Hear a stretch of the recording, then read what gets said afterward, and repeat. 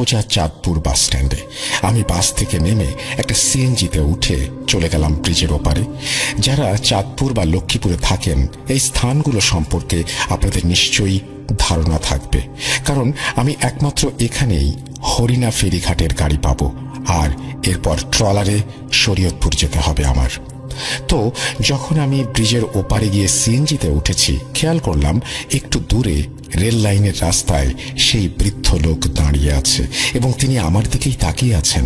এই CNG stand rail লাইনের পাশেই, তাই আমি স্পষ্ট ওনাকে দেখতে পেয়েছি। কিন্তু আমি এই ভেবে অবাক হলাম, ওনাকে তো হাজীগঞ্জ ফেলে এসেছি, এত দূর আমার আগে উনি কিভাবে আসবেন? এই ব্যাপারটা নিয়ে ভাবতে ভাবতে লোকটি আমার কাছে এসে সেই নরম এবং গম্ভীর স্বরে বলল, বাবা, কিছু টাকা দিবি? আমি অবাক হয়ে ওনার দিকে কিছুক্ষণ তাকিয়েছিলাম। এত দূর আসতে আসতে আমার কাছে খুচরো টাকাও হয়েছে। আমি ঘর থেকে বেরিয়ে তড়িঘড়ি করে ওনাকে একটা 10 টাকার নোট দিলাম। উনি টাকাটা নিয়ে দেখলাম অন্যদিকে চলে যাচ্ছেন। এদিকে গাড়িতে লোক হয়ে যাওয়ায় ড্রাইভার গাড়ি স্টার্ট দেয় এবং রওনা করে হরিণাঘাটের উদ্দেশ্যে। ব্রিজের এপার থেকে হরিণাঘাট অবধি পুরো রাস্তায় আমি শুধু সেই বৃদ্ধ লোকটার কথাই ভেবেছি। উনি আমার মস্তিষ্কে যেন জড়িয়ে গেছেন। আমার আগে এত দূর উনি কিভাবে এলেন, এই ব্যাপারটা আমি বুঝে উঠতে পারছিলাম না। কিন্তু তখন আমি বুঝিনি সামনে আমার জন্য আরো অনেক বড় বিপদ অপেক্ষা করছে। হরিণাঘাটে নেমে আমি ট্রলার পাইনি। এদিকে দেখলাম ফেরি ছাড়ার সময় হয়ে গেছে। যেহেতু আমাকে আজকে গিয়ে আবার আজকের মধ্যেই ব্যাক করতে হবে, তাই আর সময় ব্যয় না করে আমি সেই ফেরিতেই উঠে গেলাম। আপনারা যারা ফেরিতে চলাচল করেছেন বা দেখেছেন তারা নিশ্চয়ই জানেন, ফেরির দ্বিতীয় অথবা তৃতীয় তলায় একটা ভাতের দোকান নয়তো চায়ের দোকান থাকে। যেহেতু 30 থেকে 40 মিনিটের জার্নি, তাই আমি দ্বিতীয় তলায় সেই চায়ের দোকানে বসলাম এবং দোকানিকে বললাম একটা রং চা দেওয়ার জন্য। এদিকে সিগারেট খাওয়ার বদ অভ্যাস থাকায় একটা সিগারেট ধরাই এবং নিজের ফোন বের করে আমার স্ত্রীকে মেসেঞ্জারে মেসেজ দিচ্ছি। চ্যাটিং করার মাঝে দোকানি এসে আমাকে চা নিতে বললেন। আমি ফোনের স্ক্রিন থেকে মাথা তুলে তাকাতেই দেখি আমার সামনের চেয়ারে সেই বৃদ্ধ লোকটা বসে আছেন। ওনাকে দেখেই আমার গা শিউরে উঠল। এইবার আমার হাত এবং পায়ের গোড়ালি কাঁপাকাঁপি শুরু করে। লোকটিকে চোখের সামনে দেখে আমি বিশ্বাস করতে পারছিলাম না, এই বৃদ্ধ লোক কিভাবে আমার আগে এখানে চলে এসেছেন। একবার আমি ভাবছি উনিও হয়তো শরীয়তপুর যাচ্ছেন, তাই বারবার অলৌকিকভাবে আমার সঙ্গে দেখা হয়ে যাচ্ছে। আবার ভাবছি জিনভূত নয় তো, কিন্তু জিনও যদি হয় তবে এই ভর দুপুরে এইভাবে আমার পিছু নিবে কেন? সত্য মিথ্যা এবং অদ্ভুত সব ভাবনার মাঝে আমি যেন ডুবে যাচ্ছিলাম। তখনই দোকানি আমার ঘোর ভাঙিয়ে বলল, ভাই, চাকি খাইবেন না নাকি? হঠাৎ ওনার গলার স্বর শুনে আমি দোকানের দিকে তাকালাম। ফোন পকেটে রেখে চায়ের কাপ হাতে নিতেই দেখি বৃদ্ধ লোকটা এবার আমার দিকে তাকিয়ে আছে। আমার কিছু বলার নেই, কিন্তু কেন যেন ওনার চোখ থেকে আমি চোখ সরাতে পারছিলাম না। তবে এইবারও উনি হাত বাড়িয়ে সেই গম্ভীর এবং নরম সুরে আমাকে বললেন, বাবা, কিছু টাকা দিবি? ওনার এই কণ্ঠটি যদি আপনারা কেউ শুনেন তবে আমি নিশ্চিত এই স্বর আপনারা কখনো ভুলতে পারবেন না। যেহেতু পরপর 3 বার শুনেছি আমি, তাই ওনার এই স্বর এবং টাকা চাওয়ার ধরনটি আমার মগজে গজগজ করছিল। আমি কি করব বুঝতে না পেরে চায়ের কাপ টেবিলে রাখি এবং পকেট থেকে মানি ব্যাগ বের করতে গেলে দোকানি এসে সেই ভিখারিকে বলে, এই চাচা, এখানেও ভিক্ষা করা লাগেনি, কাস্টমার না নষ্ট করলে আপনাকে শান্তি লাগে না। আমি খেয়াল করলাম দোকানের এমন কথা শুনেও বৃদ্ধ লোকটা আমার দিকে চেয়ে আছেন এবং ডান হাতটি আমার দিকে বাড়িয়ে দেয়া। কিন্তু এইবার আমার পাশে দোকানিকে পেয়ে সাহস করেই কৌতূহল বশত বলে বসলাম, চাচা, আপনাকে তো আমি হবিগঞ্জ দেখেছিলাম, এরপর ভাঙতি টাকা নাই তাই টাকা দেয়নি। এরপর ব্রিজের ওপারেও আপনাকে দেখলাম আর 10 টাকাও দিলাম। আপনি আবার এখানে কিভাবে এলেন? আর কেন টাকা চেয়েছেন? নাকি ভুলে গেছেন যে আমি আপনাকে টাকা দিয়েছিলাম? আমার কথা শুনে দোকানিও দেখলাম এবার অবাক হলেন। এদিকে বৃদ্ধ লোকটা আমার কথা শুনে এবার হাত নামিয়ে নেন আর বসা থেকে উঠে সোজা দ্বিতীয় তলা থেকে নেমে যেতে লাগলেন। হঠাৎ মনে হলো উনি খুব রেগে গেছেন। আমি তো হতভম্ব হয়ে তাকিয়েছিলাম। এদিকে দোকানিও অবাক হয়ে আমাকে জিজ্ঞাসা করলেন, কি ব্যাপার, এই লোক আপনার পিছু নিচ্ছে নাকি? দোকানের কথা শুনে আমি যেন এইবার সাহস পেয়েছি। যদিও এই বৃদ্ধ লোককে আমি ভয় পাচ্ছি নাকি তার কর্মকাণ্ড আমাকে ভয় লাগিয়ে দিচ্ছে আমি বুঝতে পারছি না, কিন্তু আমি ভয় অনুভব করছিলাম তখন। এরপর আমি চা খেতে খেতে দোকানিকে বৃদ্ধ লোকটার ব্যাপারে সবটা বললাম।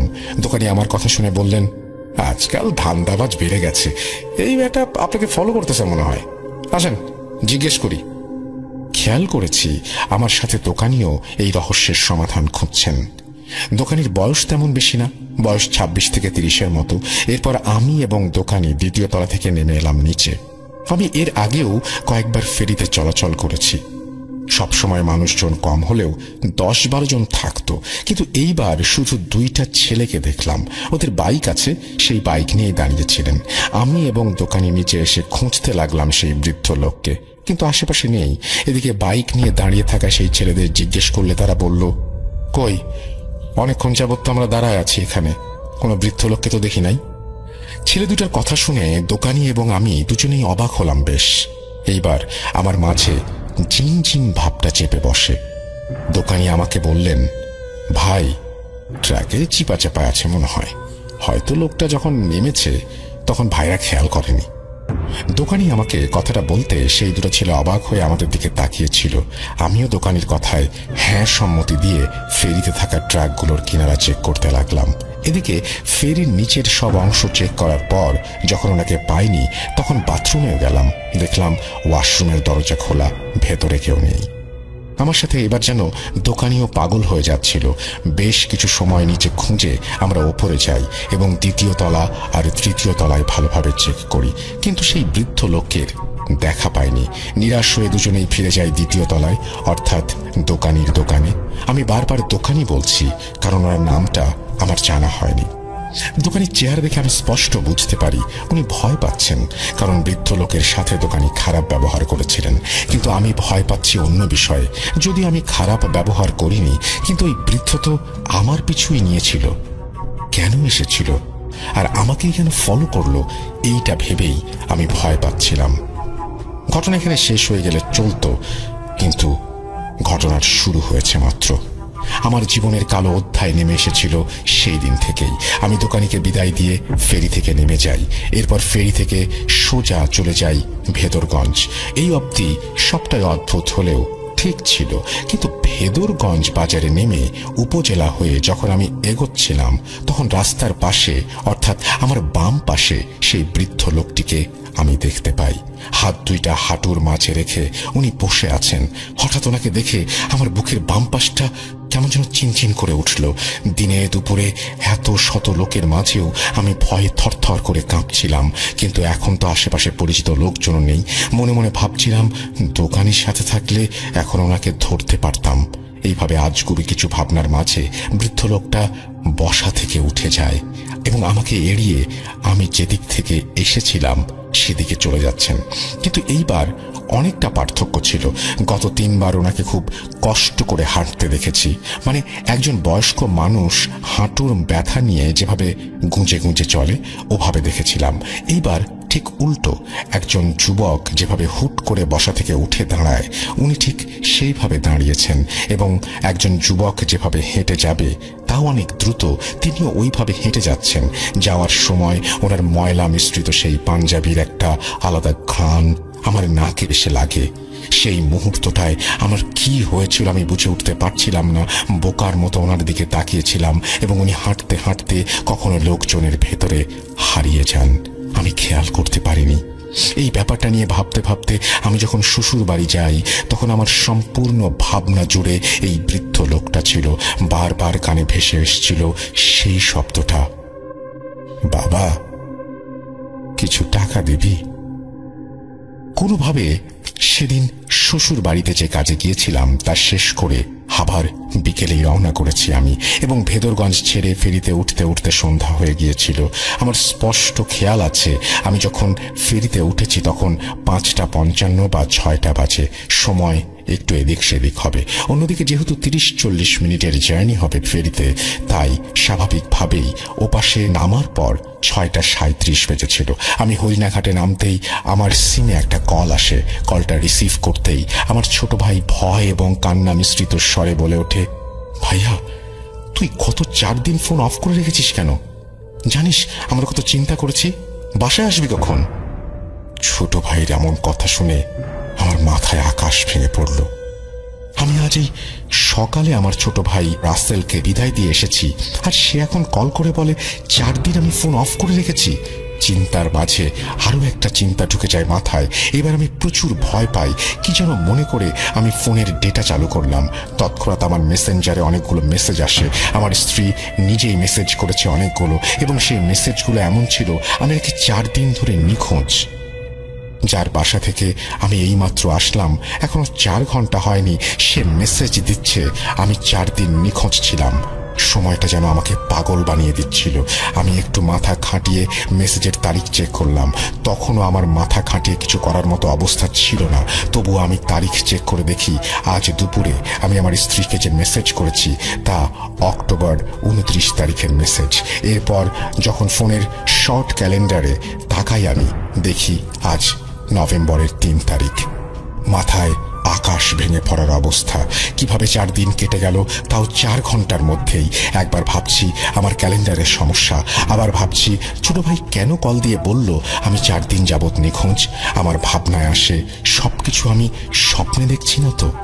হ্যাঁ, তো এত ভাবনার মাঝে ফোন কল আসে আমার। দেখি আমার স্ত্রী কল করেছে। আমি ফোন রিসিভ করতেই ওপাশ থেকে সে প্রচন্ড রাগ, অভিমান এবং মায়া মিশ্রিত কণ্ঠে বলে, শয়তান, স্বার্থপর, গত 4 দিন কোথায় হারিয়ে গিয়েছেন?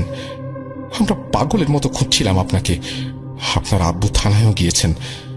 আপনার ফোন অফ ছিল। একটা কল দিয়েও তো বলতে পারতেন কোনো কাজ ছিলেন। এখান থেকে তো ভালোভাবে বিদায় দিয়েছিলেন। বাড়ি গিয়ে কল দেওয়ার কথা ছিল, অথচ আপনি গত 4 দিন পুরো নিখোঁজ হয়ে আছেন। কোথায় ছিলেন এই 4 দিন আপনি? বহির কথা শুনে যেন আমার পায়ের নিচ থেকে মাটি সরে গেল। ভুলভাল কি আমি শুনছি, নাকি ভুলভাল বলছে আমি বুঝে উঠতে পারছি না। কেন এমন ঘোরের মাঝে হারিয়ে যাচ্ছি বারবার? আতঙ্ক এবং হতাশার মাঝে আমি আমার স্ত্রীকে বললাম, কিছু না, আমি তোমাকে সব জানাবো, আগে সব ক্লিয়ার করি। কথাটা বলে আমি ফোন কেটে দিয়েছি। হরিণাঘাট থেকে যখন আমি সিএনজিতে করে ব্রিজের এপারে এলাম, পুরো রাস্তায় শুধু এই ঘটনাগুলো আমার মাথায় ঘুরপাক খাচ্ছিল। কে সেই বৃদ্ধ লোক? হুট করে কেন আমার জীবনে এলেন তিনি? ফেরি থেকে কিভাবে উনি গায়েব হয়ে গেলেন? মাঝ নদীতে যদি এইভাবে যাবেনও, কোথায় হারিয়ে গেলেন? কোথায়? সবচেয়ে বেশি ভয় লেগেছে এই কারণে যে ফেরি পার হতে হতে যেখানে আমার 40 মিনিট লেগেছে, সেখানে 4 দিন কিভাবে কেটে গেল? এমন একটা প্রশ্নের সম্মুখীন হয়ে গেলাম আমি, যার উত্তর খোঁজা মুশকিল হয়ে যাচ্ছে। উত্তরই বা খুঁজব কি করে আমি? এই প্রশ্নের কোনো উত্তর মেলে না। সেদিন পুরো রাস্তায় আমি এই ব্যাপারটা নিয়ে ভাবতে ভাবতে অবশেষে বাড়ি এলাম। সবাই কল দিচ্ছিল আমাকে, এবং রিসিভ করলে একটা কথাই শুনতে হচ্ছিল, এই 4 দিন কোথায় ছিলেন? বাড়িতে এসে কাউকে কিছু না বলে আমি সোজা গোসল করতে চলে যাই। বলে রাখি, আমাদের বাড়ির পুরুষেরা যে পুকুরে গোসল করে সেটি মসজিদের সামনে, এবং এই মসজিদ আমাদের বাড়ির গেটের সামনেই। পুকুরে নেমে গোসল সেরে আমি যখন কাপড় বদলাচ্ছিলাম, সেই মুহূর্তে আমার নাকে ওই ঘ্রাণটা এসে লাগে।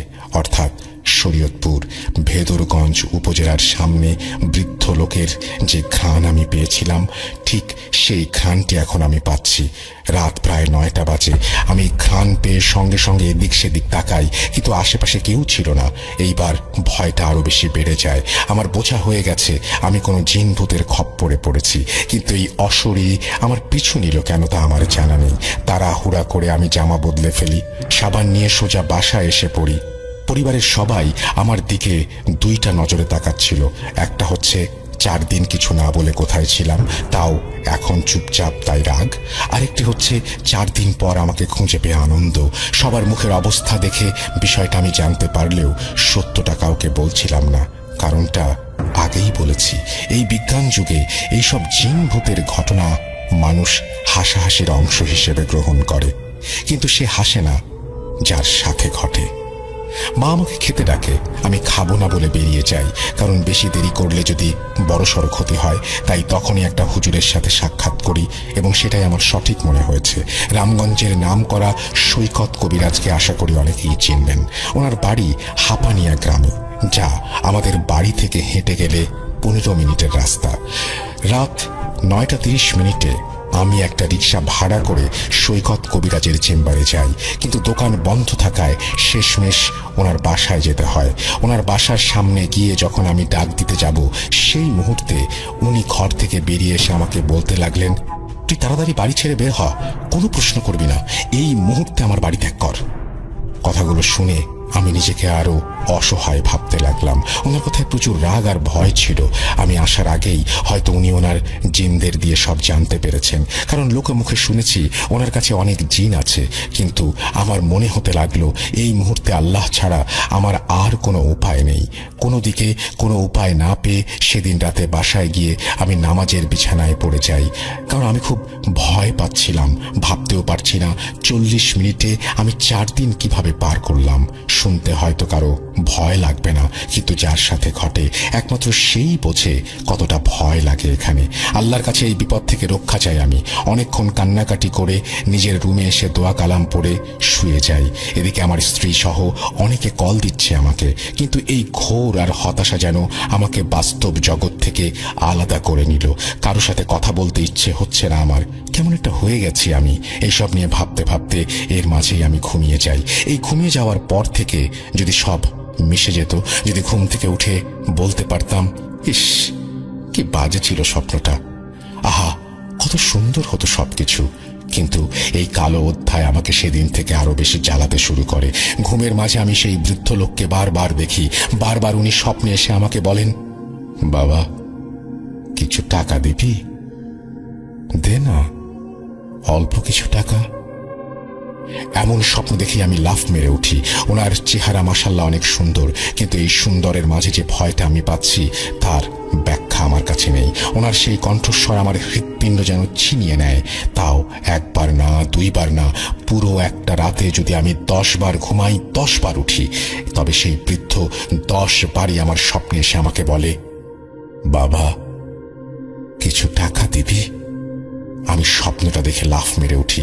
এরপর আবার দোয়া পড়ে ঘুমাই। তখন স্বপ্নে এসে বলেন, বাবা কিছু টাকা দিবি। এই যন্ত্রণা আমার ঘুমানো বন্ধ হয়ে গেছে। ঘুমাতে যেতেও আমি ভয় পেতে শুরু করি, কিন্তু ঘুম যদি না হয় তখন সেই অদ্ভুত ঘ্রাণ আমার নাকে এসে গড়গড় করে প্রবেশ করতে থাকে। অর্থাৎ ঘুম গেলেও অশান্তি, না গেলেও অশান্তি। আমি পাগল হয়ে যাচ্ছিলাম। অবশেষে না পেরে আমি আমার ফ্যামিলিকে সবকিছু জানাই। এরপরে মনে হচ্ছিল আমার ফ্যামিলিকে জানানোর আগেই আমি ভালো ছিলাম। ফ্যামিলিকে বলার পর থেকে আমার সাথে আরো অস্বাভাবিক ঘটনা ঘটতে শুরু করে। রাতে ঘরের টিনে কেউ সজোরে লাথি মারে।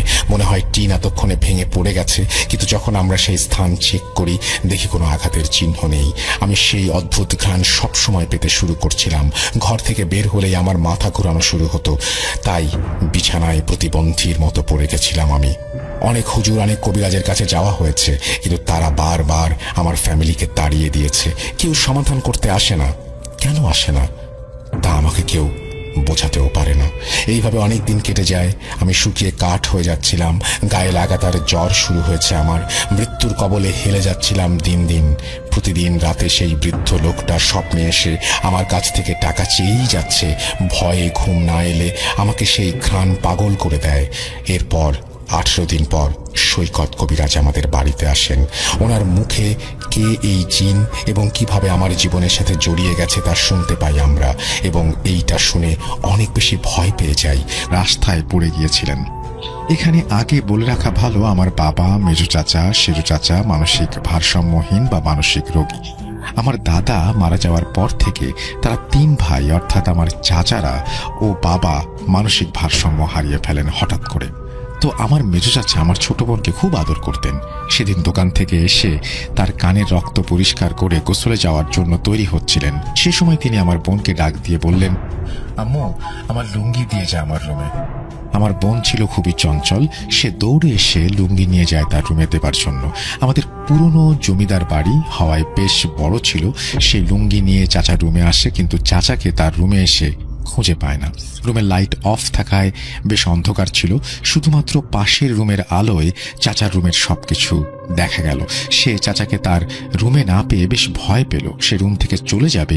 এই সময় হঠাৎ তার মনে হলো কেউ যেন তাকে শিলা বলে ডাকছে।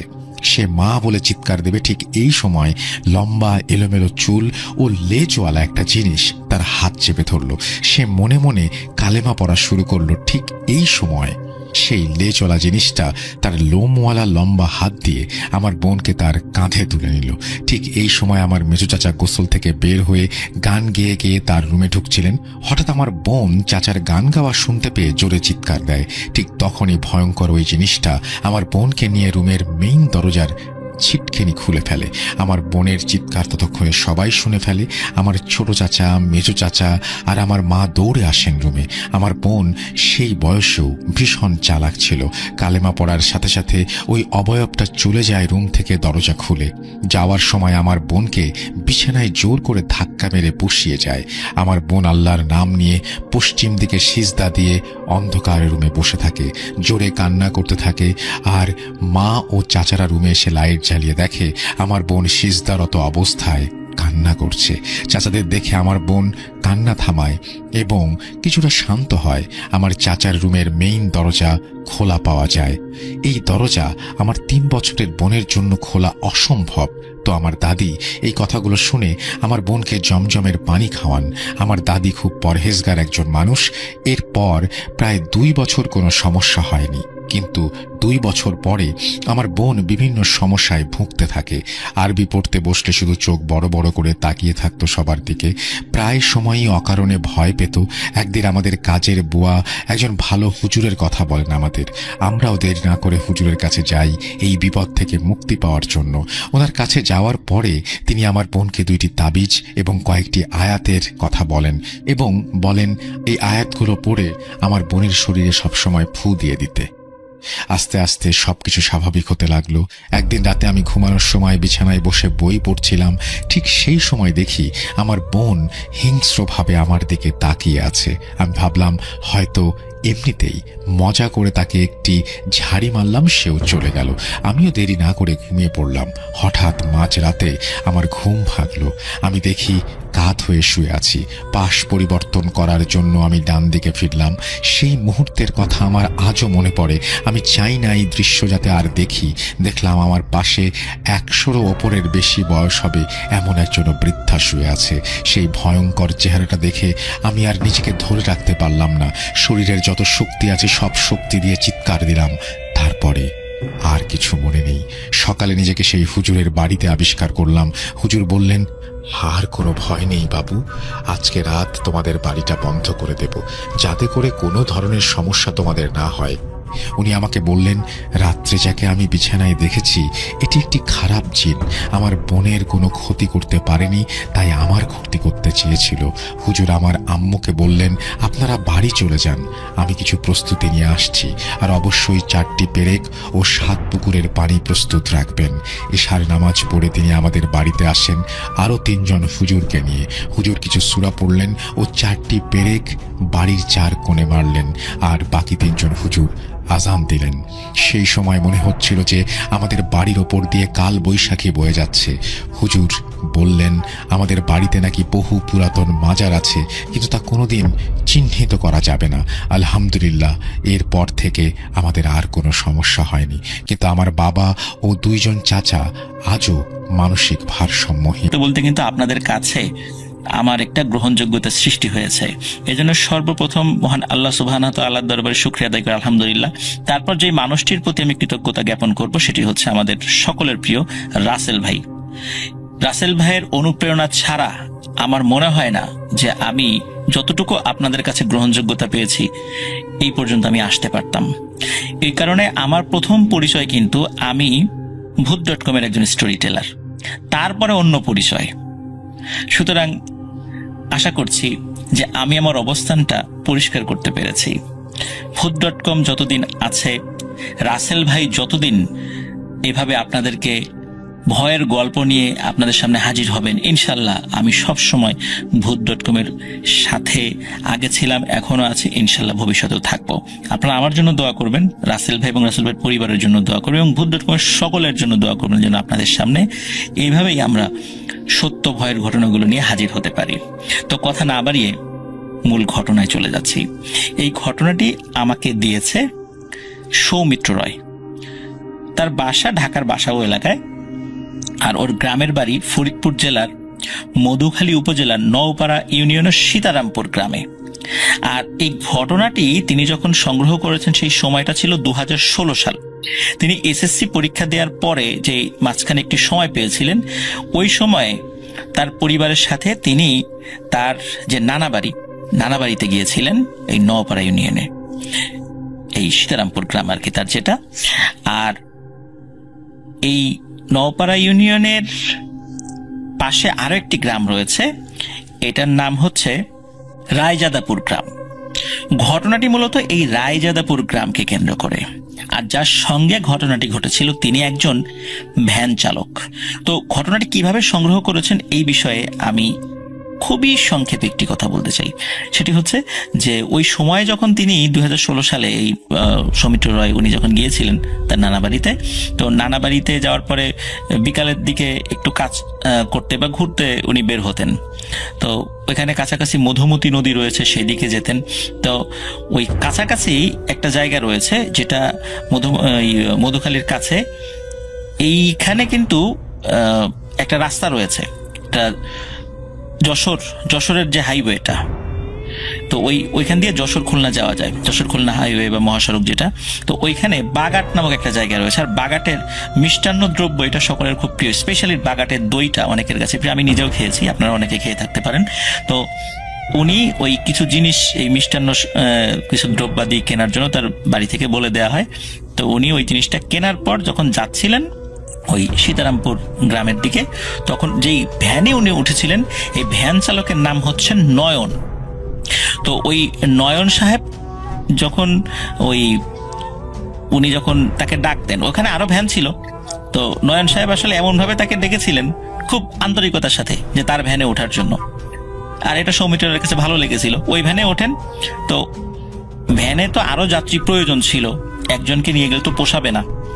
তো সৌমিত্র রয় বললেন যে আমার তো একটু তাড়াতাড়ি যেতে হবে, সন্ধ্যা লেগে যাচ্ছে, আমাকে নিয়ে চলেন, আমি আপনাকে বসিয়ে দেব। তখন ওই নয়ন সাহেব তার ভ্যানে নিয়ে তাকে যখন ওই সীতারামপুর গ্রামের দিকে নিয়ে যাচ্ছিলেন, তখন যেহেতু একাই ছিলেন ওই ভ্যানে, তখন এই সৌমিত্র রয় ওই ভ্যান চালকের সাথে কথা বলছিলেন যে রাতের বেলা আপনি ভ্যান ট্যান চালান, ভয় টয় লাগে না? তখন তিনি বলেছেন হ্যাঁ, ভয় টয় তো লাগেই, আর এই কারণে আমি রাতের বেলা ভ্যান চালাই না, সাধারণত সন্ধ্যার পরে একটু চালাই, এরপরে বাসায় চলে যাই। আমার বাবা আগে চালাতেন, অনেক রাত পর্যন্ত ভ্যান চালাতেন, কিন্তু একবার ভয় পেয়ে উনি আর চালান না, আর তারপরে একটা ক্ষতি হয়ে গিয়েছিল ওনার। তো এই কথাটা শোনার পর সৌমিত্রের আগ্রহ জন্মে যে আসলে কি ঘটনাটি ছিল। আর প্রথম দিকে বলতে চান নাই ওই নয়ন সাহেব, তারপরে বলেছিলেন। সেই বিষয়টি আপনাদের সামনে এখন বলতে যাচ্ছি। প্রিয় লিসেনার্স, ঘটনার যেই সময়টা, মানে মূল যে সময়টা, এই সময়টা ছিল 1980 সাল, তখনও শুরু হয় নাই। এর ঠিক আগের দিকে এক্সাক্ট সাল বলতে পারেননি, তবে 80 সালের আগে, মহান মুক্তিযুদ্ধের পরে, এর একটা মধ্যবর্তী সময়ে এই ঘটনাটি ঘটেছিল। ওই সময়ে এই নয়ন সাহেবের যিনি বাবা, উনি ভ্যান চালাতেন, রায়জাদাপুর থেকে বাগাট পর্যন্ত আসতেন, আর বাগাট থেকে রায়জাদাপুর যেতেন। এই এতটুকু সীমানার মধ্যে তার ভ্যান চালানোর সীমাবদ্ধ ছিল। তার বাড়িও রায়জাদাপুর গ্রামের একটা জায়গায়। সেই গ্রামের ওই যে জায়গাটা, ওই জায়গাটার নামের শেষে পাড়া শব্দটা রয়েছে। তো ওটা কি পাড়া, এটা সৌমিত্র রায় মানে ভুলে গিয়েছেন, যার কারণে আমাকে বলতে পারেন নাই, যেটা নয়ন সাহেব বলেছিলেন আর কি। তো মূল গ্রামটা রায়জাদাপুর গ্রাম। তো রায়জাদাপুর থেকে বাগাট পর্যন্ত যাত্রীদেরকে নিয়ে আসতেন, আবার বাগাট থেকে যাত্রীদেরকে রায়জাদাপুর পর্যন্ত নিয়ে যেতেন। তো এটাই ছিল মূলত তার ভ্যান চালানোর জীবনটা, মানে এইটুক জায়গার মধ্যে তিনি সবসময় কাজ করতেন। তো অনেক সকালবেলা বের হতেন, ওই ভ্যান চালাতে চালাতে দুপুরবেলা কিছু যাত্রী পেলে আবার বাড়ির দিকে আসতেন, আবার খাওয়া দাওয়া করে আবার বেরোতেন। আর অনেক রাত পর্যন্ত অপেক্ষা করতেন, কারণ দেখা যেত যে ঢাকা থেকে যাত্রীরা অনেক সময় এসে ভ্যান পায় না গ্রামে যাওয়ার জন্য। এই জন্য বেশ উনি এই বিষয়ে খুব আন্তরিক ছিলেন, যাতে করে লোকজন সবসময় ভ্যান পায়। এই জন্য উনি সবার মধ্যে দীর্ঘ রাত করে ভ্যান চালাতেন। আর রাত বলতে কিন্তু তখন রাত 10টা কি সর্বোচ্চ 11টা, এইটা কিন্তু ওই সময় অনেক রাত ছিল। এখন নয় অনেক আলো চারদিকে আছে, লাইট হয়েছে, সকলে টেলিভিশন দেখে, ইন্টারনেট ব্রাউজ করে, যার কারণে অনেকে অনেক রাত পর্যন্ত জেগে থাকে। কিন্তু ওই সময়টা কিন্তু অনেক রাত, এটা লিসেনার্স আপনারা বুঝতেই পারছেন। তো এইভাবে উনি কাজ করতেন। একবার কি হলো যে রাত তখন আনুমানিক যে কয়টা উনি জানেন না, তখন অনেক রাত হয়ে গেছে, ওনার হাতে তো ঘড়ি ছিল না। তবে ওনার বর্ণনা মতে হয়তো বা 10:30 কি সর্বোচ্চ 11টা বাজতে পারে, এমন একটা আইডিয়া তার ছিল। তো ওই সময়ে উনি দীর্ঘ সময় অপেক্ষা করে যখন বাগাট বাজার থেকে কোনো যাত্রী পাচ্ছিলেন না, তখন উনি খালি ভ্যানটা নিয়ে রায়জাদাপুরের দিকে যাত্রা শুরু করেন। তো ওই যে রাস্তাটা, ওই রাস্তাটার ওই সময় এমন ছিল যে প্রায় 8-10 মিনিট ভ্যান চালালেও আশেপাশে কোনো ঘর বাড়ি দেখা যায় না, শুধু গাছ, রাস্তার দুপাশে ঝোপঝাড়। আর রাস্তা তখন পাকা ছিল না, মাটির রাস্তা ছিল। বর্ষাকালে ওই রাস্তা দিয়ে ভ্যান চালানো তো দূরের কথা, হাঁটাটাই অনেক কঠিন হয়ে যেত। আর ওই সময়টা ছিল শীতকাল আসবে আসবে ভাব, এমন একটা সময়, মানে রাতের বেলা ঠান্ডা পড়ে। তো উনি যাচ্ছেন, তো যেতে যেতে একটা জায়গায় উনি আসেন। আসার পর ওইখানে মূলত ওই যেই প্রায় 10 মিনিট পথ, যেটা যে যার মধ্যে কোনো ঘর বাড়ি নাই, শুধু ঝোপঝাড় আর দূরে ফসলের ক্ষেত, এমন একটা জায়গা দিয়ে উনি ভ্যান চালিয়ে যাচ্ছিলেন। তো একটা জায়গায় যখন উনি আসেন চালাতে চালাতে, তখন উনি দেখতে পান রাতের বেলায়, আর সামান্য আলো ছিল, কারণ হচ্ছে ওনার ভ্যানের নিচ দিকে যে লোহার একটা দণ্ড ছিল, ওইখানে একটা হারিকেন বাঁধা থাকতো। ওই হারিকেনের আলো চারদিকে ছড়িয়ে পড়তো, মানে মৃদু আলো, সামনে অল্প একটু দেখা যায় এরকম আর কি। তো ওই সময় আকাশে চাঁদের আলোটা অত ছিল না, তারার আলো যতটুকু থাকে এমনি অন্ধকারে স্বাভাবিক যে আলো, ওই আলো এবং তার হারিকেন আলোতে মোটামুটি উনি দেখতে পান যে চাদর পরিহিত একটা মানুষ, লুঙ্গি পরা, চাদর দিয়ে মুখ ঢাকা, হেঁটে যাচ্ছে। তো উনি চিন্তা করেন যে লোকটার বাড়ি হয়তো বা কাছাকাছি হবে, আর ভ্যানে সে হয়তো বা উঠবে কি উঠবে না উনি নিশ্চিত না। তারপর উনি বেল বাজান, মানে ওনার ভ্যানে যে বেলটা ছিল ওই বেলটা বাজান, যাতে করে উনি টের পায় যে একটা ভ্যান আছে, আর তার যদি ভ্যানে ওঠার প্রয়োজনীয়তা দেখা দেয় তো তাকে ডাকবেন। তো উনি বেল বাজান, দেখলো যে ওই লোকটার কোনো ভ্রুক্ষেপ নাই। তো তখন এই নয়ন সাহেবের বাবা উনি চিন্তা করলেন যে সে মনে হয় ভ্যানে উঠবে না, উনি পাশ দিয়ে চলে যাচ্ছেন। কিছুটা পথ যাওয়ার পর পেছন থেকে হঠাৎ করে এমন একটা কণ্ঠে বলে ওঠে যে এই দাঁড়া। শুধু এতটুকু বলেছে। কণ্ঠটা শুনে উনি চমকে ওঠেন, কারণ হচ্ছে মানুষের গলার স্বর ভেঙে গেলে বা ঠান্ডা লেগে গলার অবস্থা খারাপ হয়ে গেলে যেরকম শব্দ হয়, ঠিক এমন একটা ভয়েসে তাকে পেছন থেকে এইভাবে ডেকে ওঠে, এই দাঁড়া। দাঁড়ানোর মানে কথা বলতেই নয়ন সাহেবের আব্বা উনি দাঁড়িয়ে যান। উনি তো চাচ্ছিলেন যে কোনো মানুষ উঠুক, তো উনি দাঁড়িয়ে যান। দাঁড়ানোর পরে পেছন দিকে তাকান। পেছন দিকে তাকানোর পরে দেখে যে ওই লোকটা মাথার উপরে চাদর দেয়া, মুখ ঢাকা, সে ভ্যানের সামনের দিকে না বসে ভ্যানের পেছন দিকে বসে। সাধারণত ভ্যান খালি থাকলে আমরা কি করি, ভ্যানের সামনের যে অংশ, ভ্যান যিনি চালায় তার হাতের ডান পাশে এবং বাম পাশে একটা জায়গা থেকে ওখানে দুজন মানুষ বসা যায়। আমরা স্বাভাবিকভাবে সেই জায়গাগুলো ফিল আপ করার পর পেছন দিকে মানুষ বসে, তাই না? আমরা তো এইভাবেই বসে থাকি আর কি। তো ওই লোকটি সামনে আসে না, উনি পেছনে বসে। পেছনে বসে এমন ভাবে বসে, 2 পা ঝুলিয়ে দিয়ে, ভ্যানের পেছন দিকে 2 পা ঝুলিয়ে দিয়ে বসে। মানে নয়ন সাহেবের আব্বুর পিঠ যেদিকে, তার মানে আর যিনি বসেছেন পা ঝুলিয়ে, তার পিঠ ওই দিকে, মানে অপোজিট ডিরেকশনে বসেছেন। সামনে বসলে তো সেম ডিরেকশন হয়। উনি যখন বসেছেন, নয়ন সাহেবের আব্বা উনি ফিল করেন যে বসার পর স্বাভাবিকভাবে একটা ঝাঁকি লাগে ভ্যানে, এরকম কোনো ঝাঁকি লাগলো না। তো উনি এই বিষয়টা নিয়ে আসলে অতটা চিন্তা করেননি। উনি চিন্তা করলেন যে ঠিক আছে, এবার যাওয়া শুরু করি। তো ভ্যান চালানো শুরু করে দেন। চালানো শুরু করার পর একটা ফিলিংস আসে যে একটা মানুষ ওনার ভ্যানে উঠে বসলো, কিন্তু ভ্যানটা আসলে ওরকমটা মনে হচ্ছে না যে খুব ভারী হয়ে গেছে, মনে হচ্ছে একদম স্বাভাবিক ব্যাপার। আর মনে হচ্ছে ভ্যান খালি।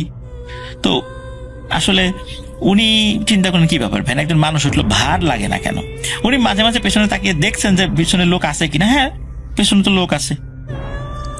তো উনি আবার ভেবেছেন যে এই লোকটার ওজন মনে হয় খুব হালকা, যার কারণে ওনার কাছে সেই ওয়েটটা মনে হচ্ছে না। কিন্তু এতটা হালকা হওয়া কি সম্ভব কিনা এটা উনি ভাবছেন। ভাবতে ভাবতে একবার চিন্তা করেন যে আচ্ছা এই লোকটা যাবেটা কোথায়, এটা তো একটু বলার দরকার তাকে। উনি বলেন যে ভাই কোথায় যাবেন, কোন জায়গায় নামাবো? কয়েকবার জিজ্ঞেস করার পর পেছন থেকে ওই যে ভাঙা ভাঙা ভয়েসে বলে ওঠে, এই মিয়া এত কথা কইস কে, সোজা চালা, কিচ্ছু জিজ্ঞেস করবি না, সময় হলে আমি নেমে যাব, এইভাবে বলে। তো উনি চিন্তা করেন যে এই লোকটা মনে হয় একটু অভদ্র গোছের বা হোমরা সোমরা টাইপের কোনো লোক হবে, নাহলে এরকম ব্যবহার করতে কথা না। যাই হোক, যেহেতু সোজা রাস্তা, হয়তো বা কোনো একটা জায়গায় এই পথেই নেমে যাবে, এই জন্য সে বলতে চাচ্ছে, বা তার মেজাজ মর্জি গরম আছে। তো নয়ন সাহেবের আব্বার কোনো কথা বলে না। তো এর মধ্যে কি হয়, নয়ন সাহেবের আব্বা হঠাৎ করে উনি ফিল করছেন ওনার প্রচন্ড ঘুম পাচ্ছে। মানে এমন ঘুম, ওনার কাছে মনে হচ্ছে যে উনি ঘুমিয়ে পড়ে যাবেন। একটা মানুষ ভ্যান চালাচ্ছে রাস্তায়, এই ভ্যান চালানো অবস্থায় কিন্তু এইভাবে প্রচন্ড ঘুম আসার কথা না, কারণ ওই পরিশ্রমের কারণে ঘুমটা চোখ থেকে সরে যাওয়ার কথা। আর ঘুম যদি কোনো কারণে এসেও থাকে, হয়তো মৃদু ঘুম আসবে। উনি এমন ঘুম মানে ফিল করছেন, মনে হচ্ছে উনি ভ্যান চালাতেই পারবেন না। সবচাইতে ভয়ানক ব্যাপার যেটা ঘটে সেটা হলো, মানে অদ্ভুত ব্যাপার, উনি ভ্যান চালাতে চালাতে ঘুমিয়ে যান। মানে ওই সিটে বসা অবস্থায় ঘুমিয়ে উনি হ্যান্ডেলের উপরে পড়ে যান। এরপরে ওনার কিছু মনে নাই, কতক্ষণ ঘুমিয়েছেন এটাও উনি বলতে পারেন না। হঠাৎ করে ওনার ঘুম ভেঙে যায়। ঘুম ভাঙার পর উনি মানে মাথাটা উঠান, উনি ফিল করেন যে হ্যাঁ, আমি এই ভ্যান, এই আমার যে হ্যান্ডেল ছিল ভ্যানের, এই হ্যান্ডেলের উপরই মাথা রেখে ঘুমিয়েছি। কিন্তু কতক্ষণ ঘুমিয়েছেন এটা বলতে পারেন না। ঘুম থেকে ওঠার পর ওনার চোখ, মানে আমরা ঘুম থেকে ওঠার পর চোখ খুলতেও তো একটু সময় লাগে, ওনার ওরকম মনে হচ্ছে উনি দীর্ঘ সময় ঘুমিয়েছেন। মানে ঘুম থেকে ওঠার পর উনি দেখেন যে উনি ঠিক ভ্যানের উপরেই বসে আছেন। ঘুমিয়ে তো ভ্যান থেকে পড়ে যাওয়ার কথা, তাই না? নাহলে তো এই সিটের উপর একটা সরু জায়গায় এভাবে বসে থাকার কথা না। কিন্তু উনি দেখেন উনি ভ্যানের উপরেই আছেন, ওই সিটের উপরেই আছেন, এবং ওনার দুই হাত ওই হ্যান্ডেলের উপরেই আছে। উনি চিন্তা করেন যে আচ্ছা, ভ্যানের উপরেই আসি, ঘুমায় পড়ে গেলাম না, মনে হয় অল্প কয়েক সেকেন্ডের জন্য ঘুমিয়েছি। উনি এইটা মনে করেন। উনি ভ্যান মানে চালাবেন, হঠাৎ করে উনি ফিল করেন ভ্যান তো চলছে, কিন্তু উনি কিন্তু প্যাডেল মারছেন না। পা ওনার প্যাডেলের উপরে আছে, কিন্তু উনি প্যাডেল মারছে না, কিন্তু ভ্যান চলছে, এবং ভ্যান অনেক দ্রুত গতিতে চলছে। উনি চিন্তা করেন যে এই এবড়ো থেবড়ো মেঠো পথ, এই পথে ভ্যান এত দ্রুত তো চলে না, আর খুব স্মুথলি চলছে, মনে হচ্ছে উড়ে উড়ে যাচ্ছে।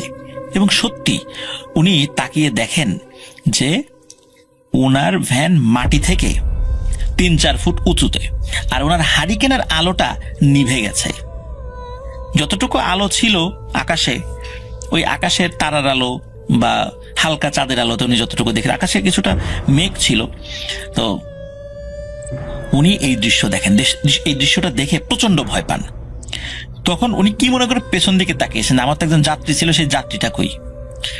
পেছন দিকে তাকিয়ে দেখেন ওই যে লোকটি পা ঝুলিয়ে বসেছিল, পিঠ মানে মাথা উল্টো দিকে দিয়ে, পিঠ তার পিঠের দিকে দিয়ে, এই লোকটি এখন ভ্যানের ঠিক মাঝখানে বসে আছে, তার দিকে মুখ করে। মানে উনি যেই দিকে ভ্যান চালাচ্ছেন ওই দিকে মুখ করে। স্বাভাবিকভাবে আমরা দেখি যে ভ্যানে যদি 5 জন লোক হয় বা 5 জনের অতিরিক্ত লোক হয়, আমরা কি করি, সামনে 2 জন, পেছনে 2 জন বসার পরে 5ম ব্যক্তি ভ্যানের ঠিক মিডিলে বসেন। ঠিক ওইভাবে ওই লোকটি বসে আছে। উনি কিন্তু শুরুর দিকে তার চেহারার দিকে খেয়ালই করেননি। এবার পেছন দিকে তাকে তার চেহারার দিকে উনি দৃষ্টি দেন। ভালো করে বুঝতে পারেন না, তবে এতটুকু বুঝতে পারেন তার চোখ দুটি লাল টকটকে জ্বলজ্বল করছে, আর তার নাকটা হালকা দেখা যাচ্ছে স্বাভাবিক মানুষের নাকের মতোই।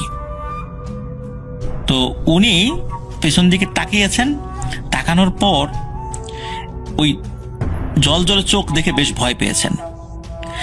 আর যখনই ওই অবয়বটা দেখেছে যে এই নয়ন সাহেবের আব্বা পেছন দিকে তাকিয়েছে, ওই অবয়বটি লাফ দিয়ে উঠে দাঁড়ায়, এক লাফে উঠে দাঁড়ায়। মানে বসা থেকে এক লাফে উঠে দাঁড়ানো, মানুষ যেভাবে ওঠে ঠিক সেভাবে না, মনে হচ্ছে লোকটা মানে শূন্যে উঠে দাঁড়ালো এরকমটা। তার পাটা ভ্যানের সাথেই লাগানো, সে উঠে দাঁড়ানোর সময় হালকা একটু ঝাঁকি অনুভূত হয় ওই ভ্যানে, এবং তখন ওই চাদরটি সে 2 হাতে খুলে ফেলে। চাদরটি খুলে ফেলার পর নয়ন সাহেবের আব্বা দেখে তার আকার আকৃতি সর্বোচ্চ 5 ফুট 6 কি 7 ইঞ্চি, মানে একটা স্বাভাবিক মানুষের উচ্চতা যেমন হয় ঠিক তেমন। তার শরীরটা স্বাভাবিক মানুষের মতোই, কিন্তু অন্ধকারে মনে হচ্ছে একদম কুচকুচে কালো।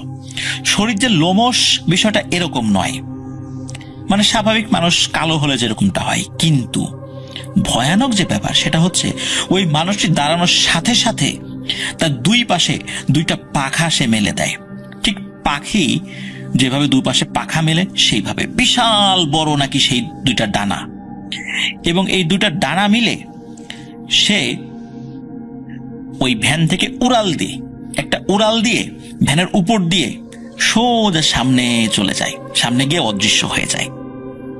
নয়ন সাহেবের আব্বা এই জিনিসটা দেখে, যখনই ওই জিনিসটা উড়াল দিয়ে সামনের দিকে চলে গেছে তখনই ওই ভ্যানটি শূন্য থেকে ধপাস করে মাটির নিচে পড়েছে। তো মাটির নিচে না, উপরে পড়েছে আর কি। তো মাটির উপরে পড়ার সাথে সাথে ধরেন যে 4 ফুট উপর থেকে যদি ভ্যান মাটির উপর ঠাস করে পড়ে তখন অবস্থা কি হয়? ওই ভ্যানটি কাত হয়ে পড়ে যায়, ভ্যানের চাকা বা কোনো জিনিসপত্র ভেঙে যেতে পারে, এটাই স্বাভাবিক। তো ভ্যানটি যখন ঠাস করে নিচে পড়েছে এবং পড়ার পর এক পাশে কাত হয়ে যায়, আর নয়ন সাহেবের আব্বা ওই ভ্যানের নিচে পড়েন। উনি মাথায় প্রচন্ড আঘাত পান, এরপরে ওনার আর কিছু মনে নাই। সকালবেলা যখন লোকজন ওই দিক দিয়ে যাচ্ছিল তারা দেখে যে একটা ভ্যান উল্টে পড়ে আছে, কাছে গিয়ে দেখে ওইটা নয়নের আব্বা। তখন তারা তাকে উদ্ধার করে বাড়িতে নিয়ে যায়, চেষ্টা তদবির করে ওনার সেন্স ফেরানো হয়। তারপরে যেটা দেখা যায় উনি মাথা নাড়াতে পারছিলেন না, কারণ প্রচন্ড ব্যথা লেগেছে। ওই ঠাস করে মাটিতে পড়ে কোনো একটা শক্ত ইটের ঢেলা বা কোনো কিছুর সাথে তার আঘাত লাগে, যার কারণে মাথায় প্রচন্ড ব্যথা পেয়েছিলেন আর কি। তো উনি কথা বলার সময় স্বাভাবিক হতে প্রায় 1 দিন সময় নেন, মানে উনি স্বাভাবিকভাবে যে কথা বলবেন এরকম একটা 1 দিন সময় নেন। 1 দিন সময় নেওয়ার পর ওনাকে যখন জিজ্ঞেস করা হয় কি হয়েছে, তখন উনি এই পুরো বিষয়টি সকলকে খুলে বলেন যে এই জিনিস দেখেছেন। তো উনি ওই যে আঘাত পেয়ে পড়ে গিয়েছিলেন, পড়ে যাওয়ার পর উনি তো অসুস্থ হয়েছেন, তারপর ভয় পেয়েছেন। তো বাসায় উনি ছিলেন, আর উনি বাসায় থাকার কারণে বাড়ির অন্য সদস্যরা তাকে সেবা শুশ্রূষা করতে পারছিলেন। উনি আস্তে আস্তে স্বাভাবিক হতে থাকেন, কিন্তু কয়েকদিন পর একটা সমস্যা দেখা দেয়। সেটা হলো যে উনি প্রায়শই রাতের বেলা চিৎকার করে উঠতেন, এই আইসে রে, আইসে আইসে। তখন বাড়ির লোকরা বলতো কি আইসে? তখন বলতো ওই যে জিনিসটা ডানাওয়ালা, যে ভয়ানক জিনিসটা, ওটা বাইরে আইসে। তখন পরিবারের লোকরা বাইরে যেত, দেখে না কিছুই নাই। রাতের বেলা ওনার যখন ওয়াশরুমে যাওয়ার দরকার, ওনাকে উনি তো তখনও ওই যে আঘাত পেয়ে খুব অবস্থা খারাপ ছিল, ধরে ধরে ওয়াশরুমে নিয়ে যেতে হতো। তো রাতের বেলা বাইরে বের হলে উনি বলতো ওই দেখ ওই দেখ ওই দেখ আকাশ দিয়ে উড়ে যাচ্ছে, ওই দেখ কত বড় ডানা, কি দেখতে কি ভয়ঙ্কর, ওই যে উড়ে যাচ্ছে, আমারে নিয়ে যাবে, আমারে ডাকে। না না, আমি ওয়াশরুমে যাবো না, আমাকে ঘরে নিয়ে চল। তখন আবার ওনাকে ঘরে নিয়ে যেত। তো এইভাবে রাতের বেলা উনি চিৎকার চেঁচামেচি করে উঠতেন। মাঝে এমন একটি ব্যাপার ঘটেছিল যে রাতের বেলা টিনের চালে মনে হতো ধপ করে কিছু একটা বসলো, অনেক বড় বাজ পাখি টাইপের কিছু একটা যদি চালের উপর বসে, বা কবুতর বসে, কবুতর বসলে কবুতর যখন নড়াচড়া করে তার নখের আঁচড় কিন্তু টিনের চালে অনুভূত হয়। আমরা অনেক সময় এই শব্দগুলোর সাথে পরিচিত, আমি নিজেও এই শব্দগুলো শুনেছি। বা বড় আকার পাখি বসলে কিন্তু টের পাওয়া যায়, তার নখের আঁচড় টিনের চালে লাগে। ওই শব্দটা ঘরের ভিতরে থাকা ব্যক্তিরা টের পায়। তো লোকজন বুঝতো যে রাত্রেবেলা ধপাস করে একটা শব্দ হলো চালের উপরে, মানে খুব যে ভয়ানক শব্দ বিষয়টা এরকম না, মানে ভারী কিছু, মানে অনেক বড় কোনো পাখি এসে বসে এরকমটা মনে হতো। আর তখন এই নয়ন সাহেবের আব্বা বলতো আসছে, ও আসছে, আমারে নিতে আসছে। তখন ওই নয়ন বা তারপরে তার মা, ঘরের অন্য সদস্যরা ঘর থেকে বের হয়ে কাউকে দেখতেন না, মানে ওনারা কোনো কিছুই দেখতেন না। কিন্তু শব্দটা তারা বেশ কিছুদিন পরে শুনেছিলেন, এরকম শব্দ হতো রাতের বেলা। তখন বুঝতেন যে এই নয়ন সাহেবের আব্বা ঠিক কথাই বলছেন, সত্যি কিছু একটা আসে রাতের বেলা, কিন্তু তারা কোনো সময় কোনো কিছু দেখেনি। এক রাত্রে নয়ন সাহেবের আব্বা স্বাভাবিকভাবেই খাওয়া দাওয়া করে ঘুমিয়েছেন। সকালবেলা তার স্ত্রী যখন তাকে ডাকতে গেছেন, তখন দেখেছে তার কোনো নড়াচড়া বা কোনো পাওয়া যাচ্ছে না, সারা শব্দ পাওয়া যাচ্ছে না। তিনি চিৎকার চেঁচামেচি শুরু করেন, লোকজন আসে বাসায়। বাসায় আসার পর দেখা যায় যে তিনি আর এই দুনিয়াতে নেই, মারা গেছেন। রাতের বেলা কোনো কিছু দেখে ভয় পেয়েছেন, বিষয়টা এমন কিনা এটা কেউ বলতে পারে না। তবে উনি যেহেতু আগে ভয় পেয়েছিলেন আর ওনার এই ধরনের একটা ভয় ভীতি কাজ করছিল, রাতের বেলা এরকম চিৎকার চেঁচামেচি করতেন। সবাই ধারণা করা হয় ওই ভয়ের কারণেই তিনি রাতের বেলা মারা গিয়েছেন। তো এই নয়ন সাহেব উনি লেখাপড়া করতেন। পরবর্তী ওনার বাবার মৃত্যুর পর ওনার পরিবারের হাল ধরতে হয়, যার কারণে তারপর থেকেই তিনি ভ্যান চালান। তো 2016 সালে ঘটনাটি সৌমিত্র রয় সংগ্রহ করেছিল। আমি জানি না নয়ন সাহেব এখনো ভ্যান চালান কিনা, আর যদি চালিয়ে থাকেন হয়তো ওই এলাকার কেউ এখনো নয়ন সাহেবকে মানে চিনে থাকবেন, বা তিনি যদি এখনো এলাকায় থেকে থাকেন তাহলে আমাদের মেসেজ। উনি যখন আর পরে আরেকটা যে কবুতর ছিল, ওই কবুতরটা উড়ে চলে যায়। তো এই মানে উনি যখন একটা কবুতরকে আঘাত করার পর যে সমস্যাটা হয় রাসেল ভাই, মানে বিকট শব্দ হয়। মানে নর্মালি হচ্ছে রাসেল ভাই, যদি গাড়ির টায়ার বাস্ট হয়ে যায় বা যদি কোনো দেখা যাচ্ছে যে কোনো ভারী বস্তু যদি উপর থেকে নিচে পড়ে, তো যেরকম একটা শব্দ হয়, এরকম একটা শব্দ হয়। এবং উনি শব্দটা মানে উনিও মোটামুটি একটু ভয় পায় মানে শব্দটা হওয়ার পর। তো আসলে এটা উনি আর মাথায় নেয়নি, ওই আহত অবস্থা উনি কবুতরকে ওটাকে নিয়ে যায়। আর উনি যেহেতু মুসলমান, তো উনি হচ্ছে যেভাবে আমাদের একটা হালাল ভাবে পশুকে মানে জবাই করে খেতে হয়, উনি ওই প্রসেসিং এ ওই কবুতরটাকে উনি হচ্ছে জবাই করে উনি ওনার পরিবার সবাইকে নিয়ে খাওয়া দাওয়া করে। ওই দিন রাতে আর রাসেল ভাই কোনো ঘটনা ঘটেনি। তার পরের দিনের একটা ঘটনা ঘটে, সেটা হচ্ছে উনি এই সেম রাত্রেবেলা ভ্যান নিয়ে হচ্ছে বাড়ির দিকে যাচ্ছে। তো যে জায়গাটা থেকে উনি কবুতরটা হচ্ছে মানে সংগ্রহ করেছিল বা উনি হচ্ছে কবুতরটাকে দেখেছিল, ওই জায়গায় আসার পর উনি দেখে যে ওই কবুতর ওই সেম জায়গায় একটা কবুতর হচ্ছে বসে আছে। তো উনি আবার যেহেতু গতকালকে উনি একটা অলরেডি কবুতরকে উনি আঘাত করেছিল, তো উনি সেম এই কবুতরটাকে উনি নেওয়ার জন্য ভ্যান থেকে নামে। তো নামার সাথে সাথে উনি দেখে যে আসলে কবুতরটা ভ্যানিশ হয়ে যায়।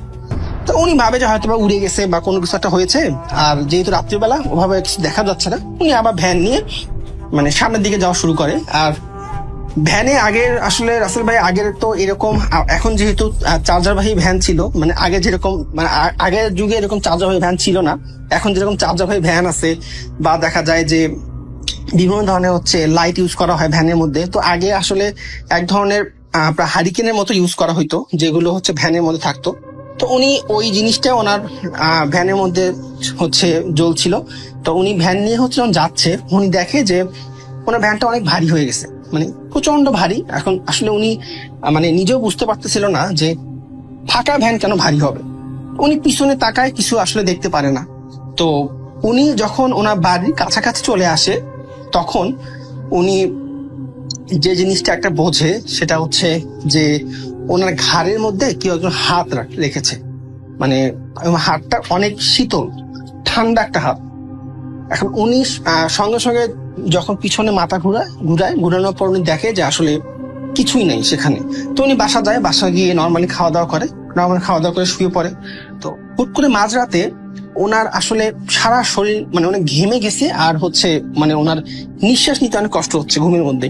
তো হুট করে ওনার যখন ঘুমটা ভেঙে যাওয়ার পর উনি মানে লক্ষ্য করে যে ওনার বুকের উপর মানে কোনো একটা মানে এটা মানুষ না জন্তু, এটা আসলে রাসেল ভাই বোঝা যাচ্ছে না, মানে কিছু একটা হবে মানে, বাট হচ্ছে ব্ল্যাক একটা শ্যাডো আকৃতির, মানে ওনার বুকের উপর বেশি ওনার গলার টিপে ধরে আছে।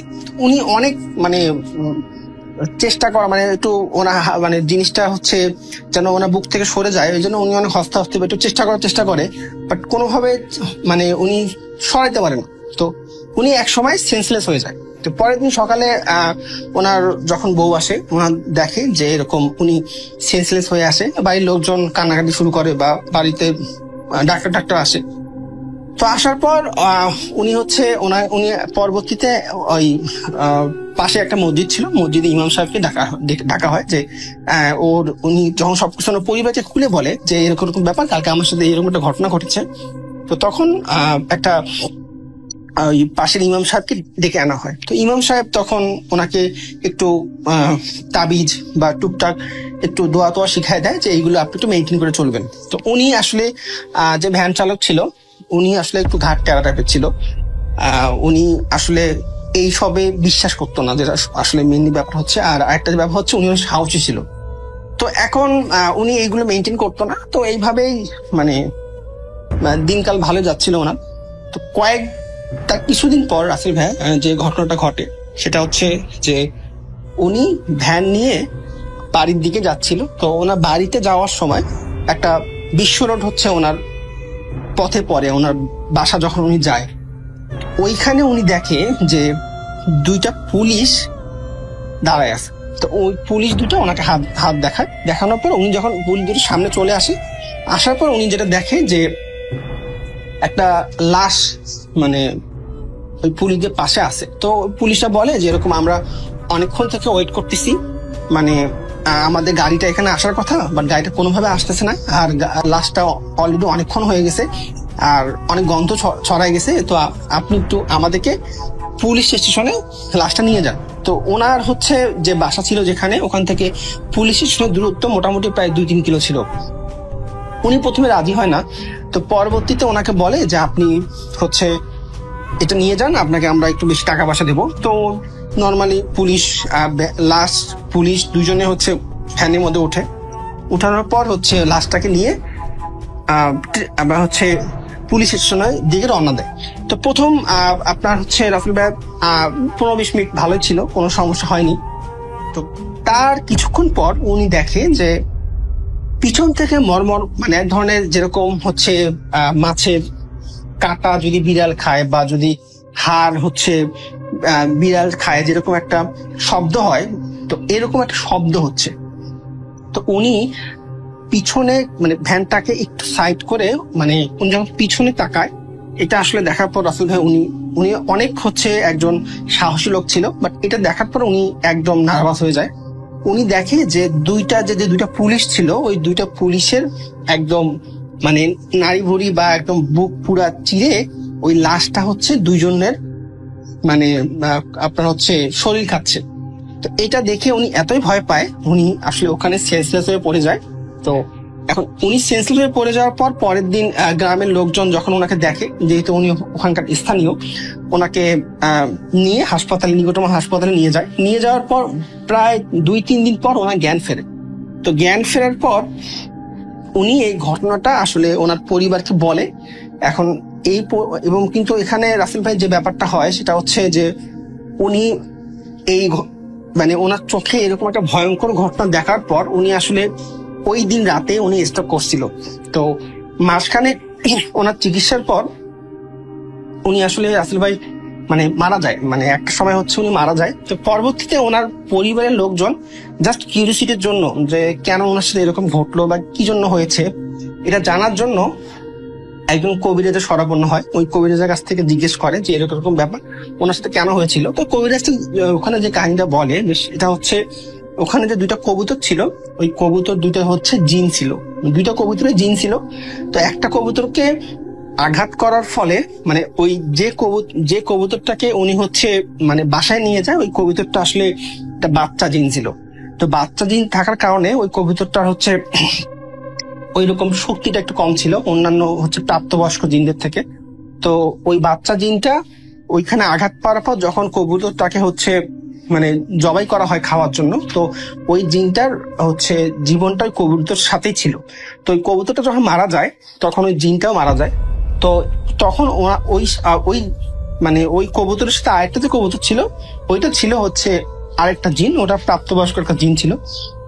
তো ওই জিনটা আসলে মূলত হচ্ছে এই ভ্যান চালককে হচ্ছে বিভিন্নভাবে ভয় দেখাইছে। তো উনি ভয় দেখানোর পর যখন উনি কোনোভাবে ভয় পাইতো না, মানে জিনটার আসলে মেইন হচ্ছে অ্যাম্বিশন ছিল যে কোনো না কোনো ভাবে ক্ষতি করা।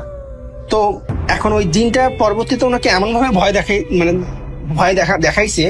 2008 সাল, উনি 2008 সালের আগেই ওনার গ্রামের বাড়ি থেকে ঢাকাতে এসেছিলেন। 2008 সালে উনি তখন একটি সাধারণ মানের একটি বেসরকারি প্রতিষ্ঠানে চাকরি করতেন। উনি থাকতেন ওই সময়টাতে মোহাম্মদপুরে একটি ছোট্ট বাসায় উনি একাই থাকতেন, ব্যাচেলর বাসায়। ওনার সাথে কোনো রুমমেট ছিল না। সকালবেলা উনি অফিসে চলে যেতেন, নাস্তা বা দুপুরের খাবারটা উনি বাইরে সারতেন, রাতের বেলা উনি নিজে রান্না করে খেতেন। তো এইভাবেই চলছিল তিনি। তো 2008 সালের একদম শেষ দিকে, তখন মানে ঠান্ডা পড়বে ভাব, অক্টোবরের শেষ দিকে নভেম্বরের শুরু, এমন একটা সময় আর কি। তো উনি ওই দিন অফিস থেকে বাড়িতে আসতে আসতে বেশ দেরি হয়ে যায়, মোটামুটি রাত 12টা সাড়ে 12টা বেজে যায় আর কি। তো আসার পরেই প্রথমে যে কাজ সেটি হচ্ছে যে ওনাকে রান্নার প্রক্রিয়া তো শুরু করতে হবে, কারণ উনি বাইরে থেকে আর খেয়ে আসতে পারেন নাই। কারণ উনি যখন রাতের বেলা ফিরছিলেন তখন ওনার বাসার আশেপাশে অনেক রেস্টুরেন্টগুলোই বন্ধ হয়ে গিয়েছিল, যার কারণে উনি বাইরে থেকে খেয়ে আসতে পারেন না। উনি চিন্তা করেন যাক, প্রতিদিন যেহেতু বাসায় রান্না করি, বাসায় আজকেও রান্না করব, দেরি হয়েছে তাতে কি। তো উনি বাড়িতে ফিরে কিছুটা ফ্রেশ হয়ে উনি রান্না চাপিয়ে দেন। এখন বেশি তরকারি রান্না করার তো এখন মানে সুযোগ নাই বা সময়ও নাই। উনি ওই ভাতের মধ্যে আলু টালু দিয়ে, আলু বেগুন মানে এগুলো ভর্তা করে খাবেন এই চিন্তা করে ভাত চড়ানোর পর উনি যেটি করেন সেটি হলো যে ওনার ফ্ল্যাটের যে বারান্দা, ওই বারান্দাতে চেয়ার রাখা ছিল, উনি বারান্দাতে এসে বসতেন। কারণ ওনার বারান্দার সাথে লাগোয়া হচ্ছে, মানে ওনার বাড়ির সাথে, যেই বাড়িতে থাকতেন আর কি, ওই বাড়ির সাথে লাগোয়া একটি চওড়া রাস্তা রয়েছে।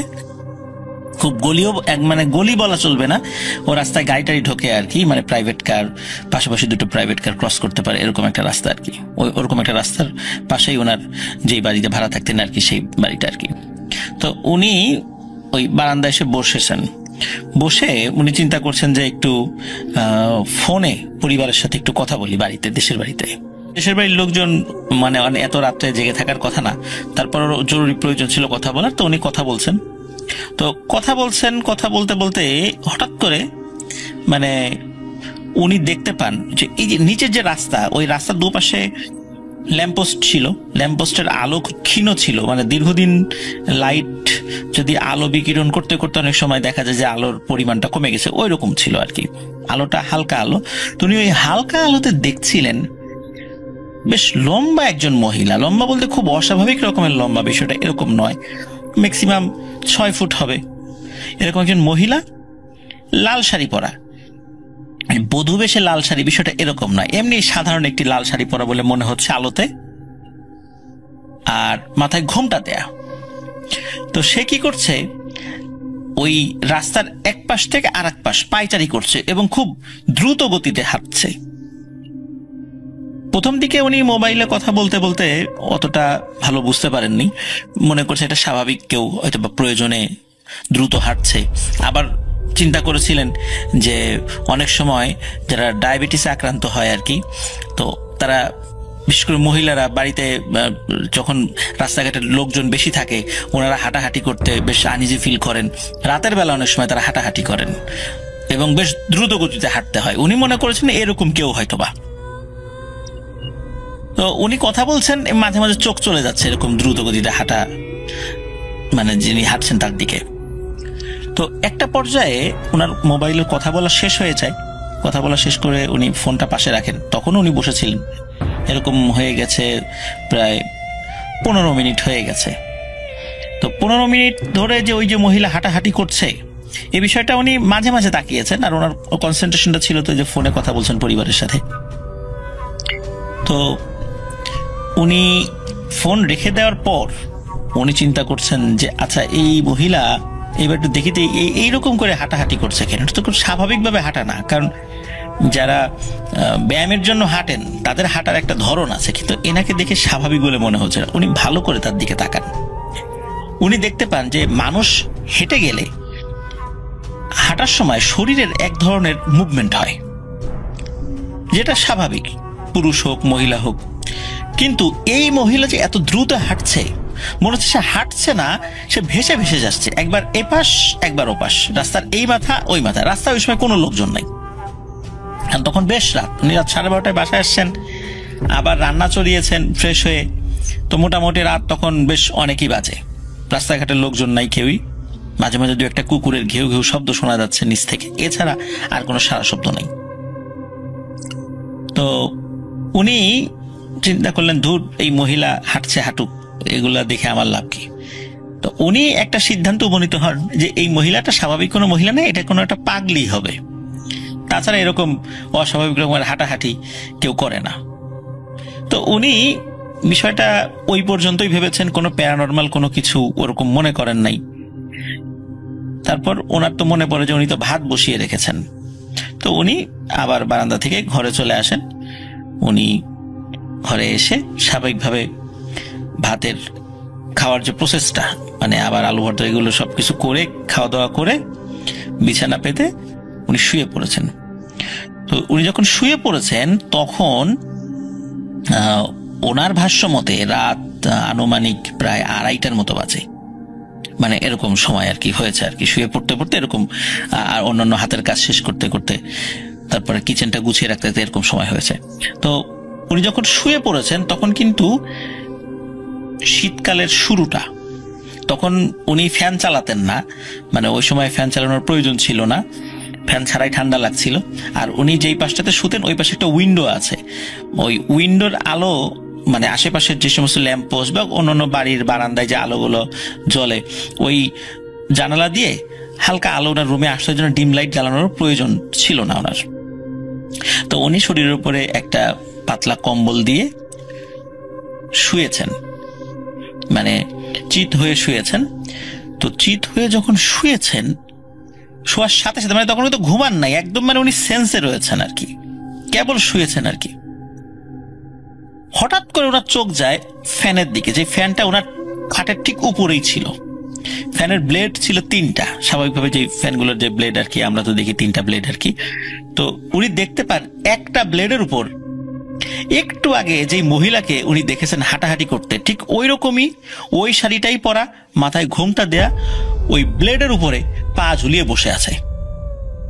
প্রিয় লিসেনার্স, একটা ফ্যানের পাতলা ব্লেডের উপরে একটি বড় আকৃতির বিড়ালও কিন্তু বসতে পারে না, কারণ ব্লেডটা বেঁকে যায়, ওই বিড়ালও নিচে পড়ে যাবে। সেখানে কোনো একটা মানুষ ব্লেডের উপরে বসে থাকবে, এটা কিন্তু সম্পূর্ণ অস্বাভাবিক একটি জিনিস।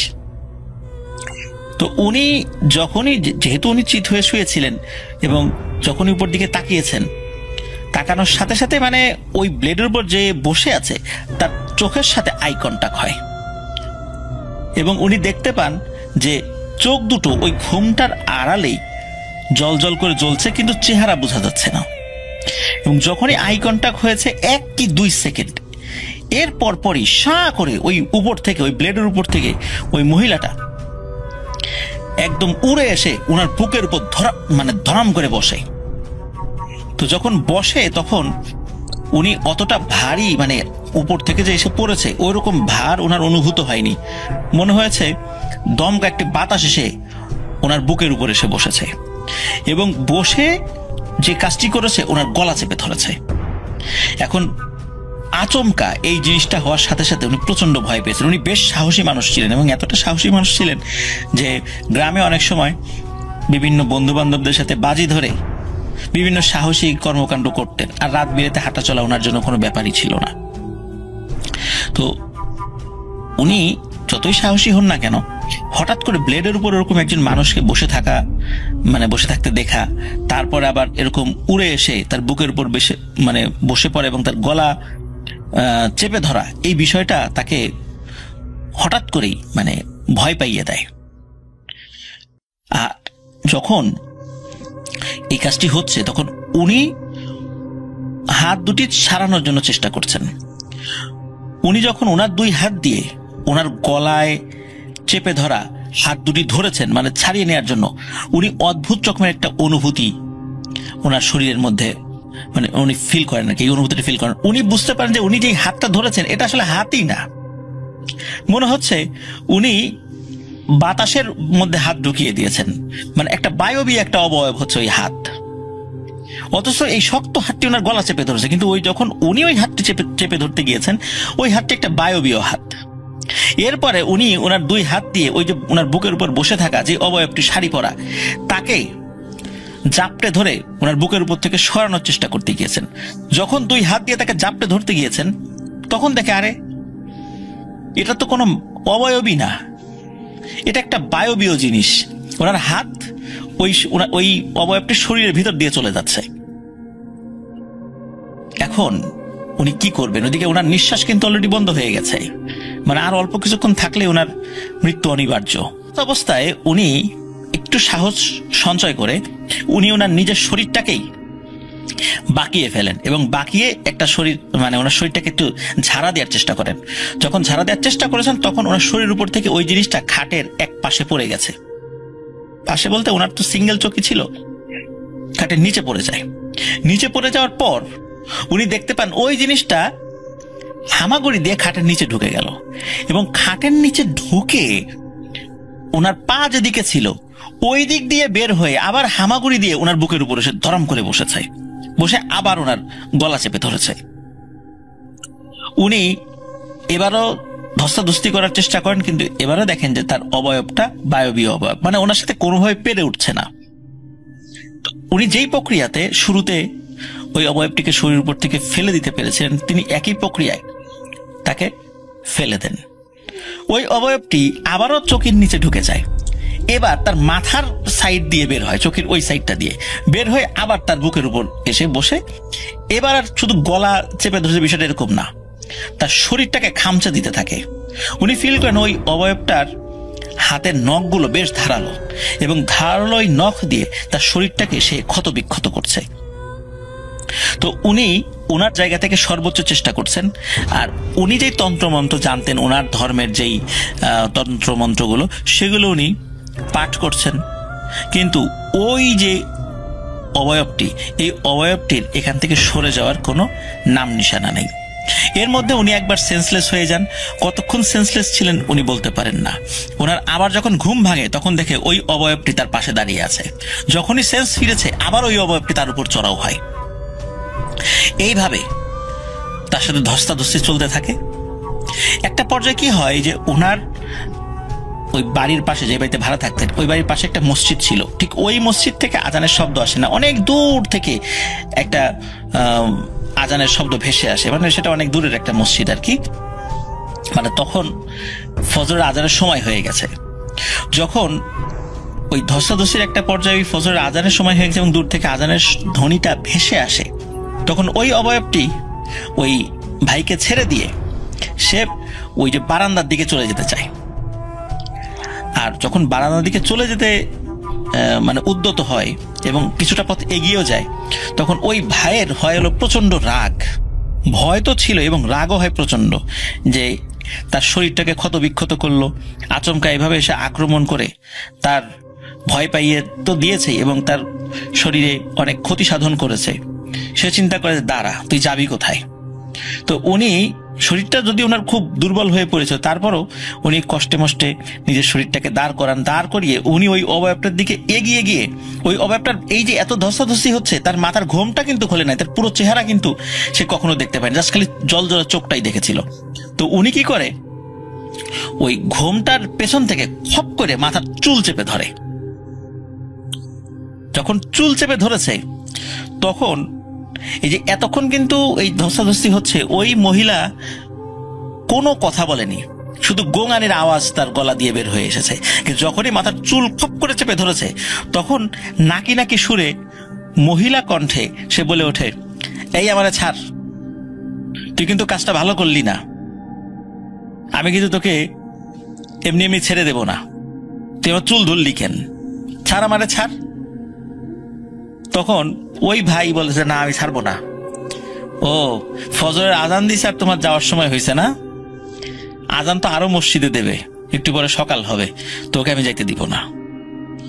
তারপরে ওই মহিলাটি কি করে, ঘুরে যখন ঘুরে মানে তার দিকে ঘুরে তাকায়, তখন তার চেহারাটা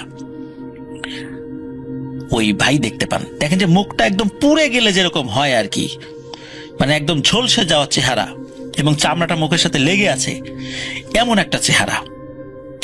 এবং ওই চেহারা হঠাৎ করে দেখে ওই ভাই বেশ ভয় পেয়ে যান। তখন ওই একটু দূরে সরে আসেন। ওই মহিলাটি আবারও ঘুরে যখন চলে যেতে যাবে, ওই ভাই আবারও যাই খপ করে তার চুল চেপে ধরেন। এবং তখন যেটা হয় সেটা হলো যে ওনার কাছে মনে হলো ওই চুলটা একটু আগে যিনি শক্ত করে ধরে রেখেছিলেন যে জায়গাটা, ওটা একদম পিচ্ছিল হয়ে গেল। এবং ওই সময় দ্বিতীয় টাইমে যখন ওই মহিলাটি বেরোতে গেছে, তখন ওই যে ওনার বিছানার পাশে জানালা, ওই দিক দিয়ে যেতে গিয়েছিল আর কি। তো জানালা শিক গলে সে বেরিয়ে চলে গেল। মনে হলো একটা খুবই তুলতুলে একটা অবয়ব যে জানালার শিকের ভেতর দিয়ে বেরিয়ে চলে গেল এবং অদৃশ্য হয়ে গেল।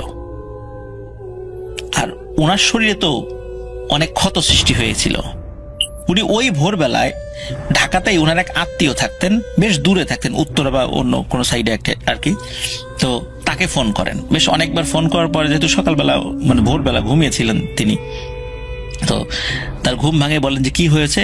বলেন যে ভাই আপনি তাড়াতাড়ি আমার মোহাম্মদপুরের বাসায় আসেন, আমি খুব অসুস্থ হয়ে পড়েছি, তো আমার শরীর অনেক ক্ষত হয়েছে, তা আপনি একটু তাড়াতাড়ি আসেন।